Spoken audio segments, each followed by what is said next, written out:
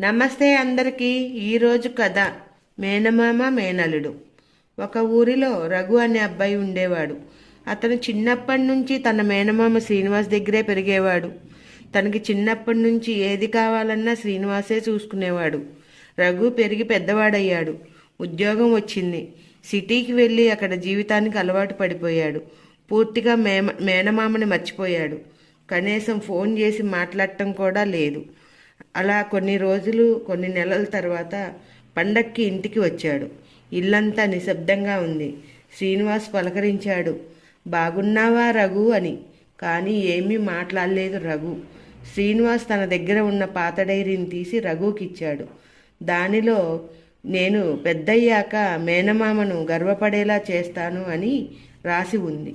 అది చదివిన రఘు కన్నీళ్లు పెట్టుకొని, నన్ను క్షమించు మావయ్య అని హత్తుకున్నాడు. అప్పుడు రఘుకు అర్థమైంది, కొన్ని బంధాలు రోజులు మాట్లాడకపోయినా మన జీవితాన్ని మౌనంగా మోస్తూ ఉంటాయి.